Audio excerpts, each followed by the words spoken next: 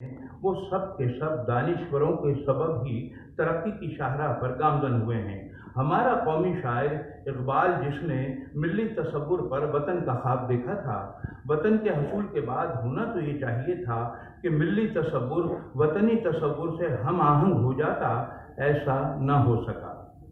شاعری کی سطح پر پاکستانی بیانی کی بجائے روسی اور مغربی بیانی کی مسابقت نے پاکستانیت کو مجروح کیا۔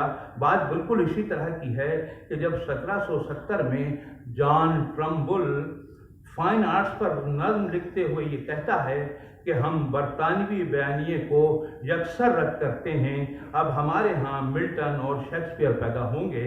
اسی انداز کی بات فلپ فرینیو نے کی اور یہی کچھ جوئل بارلو کا کہنا رہا۔ امریکن شاعروں کی دانش کا احوال پڑھ کر حیرت ہوتی ہے کہ امریکن بیانیے نے امریکی معاشرے کو اس حد تک مضبوط کیا کہ نیو یارک سے الاسکا 14.5 گھنٹے کی مسافت پر ہے، اس کے باوجود الاسکا کو امریکن ہونے پر فخر ہے۔ فخر کی بات تو یہ ہے کہ امریکہ اسی بیانیے پر سپر پاور ہو گیا اور آج امریکن انگلش بھی اس نے وضع کی ہوئی ہے۔ کراچی سے 4 گھنٹے کی مسافت پر ڈھاکہ ہم سے جدا ہو جاتا ہے اور ہم طرح طرح کے تجزیے کرتے ہیں۔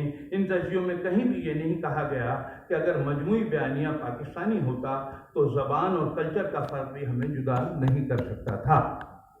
امریکن نے یہ ثابت کیا کہ زبان ایک ہونے کے باوجود بیانیہ کا فرق قوموں کو کہاں سے کہاں پہنچا دیتا ہے۔ قوموں کو کہاں سے کہاں پہنچا دیتا ہے۔ قیام پاکستان کے بعد ہمارے معاشرے پر شاعری کو جس طرح اثر انداز ہونا چاہیے تھا، پاکستان کے ابتدائی ادوار میں وہ اثر پذیر رہی۔ بعد ازاں سامع اور قاری کا قحط دن بدن بڑھتا گیا۔ یہاں یہ سوال پیدا ہوتا ہے کہ جب ہم ادب کو معاشرے کا ترجمان کہتے ہیں تو یقیناً ترجمانی کرنے والا ادب سامع اور قاری سے محروم نہیں ہو سکتا۔ اس کا مطلب یہ ہوا کہ ہمارے شعراء اور ادیباء پاکستانی بیانی کے بجائے بادلیت کی پیروی میں نثری نظم لکھ رہے ہیں، جبکہ انہیں یہ بھی معلوم نہیں کہ اس نے نثری نظم لکھتے وقت 1857 میں کیا جواز پیش کیا تھا۔ ہمارے معاشرے سے شاعری کا تعلق غزل کی صنف سے زیادہ ہے۔ اصناف کے حوالے سے شاعری پر غور کیا جائے تو یہ بات واضح ہوتی ہے کہ کسی بھی زبان کی شعری صنف اس زبان کے کلچر کی کوکھ سے جنم لیتی ہے۔ مستعار اصناف اس کلچر سے ہم آہنگ ہونے کے بعد زندہ رہ سکتی ہے، ورنہ متروک ہو جاتی ہے۔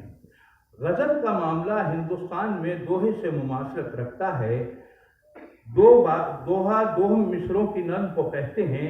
غزل، جو کہ قصیدے کی تجوید سے کشید کی گئی ہے، کسی زمانے میں پابند نظم کی کیفیت رکھتی تھی، لیکن اب غزل کا ہر شعر دوہے کے 2 مصروں کا سا ہو گیا ہے، یعنی غزل کا ہر شعر نظم کی کیفیت رکھتا ہے۔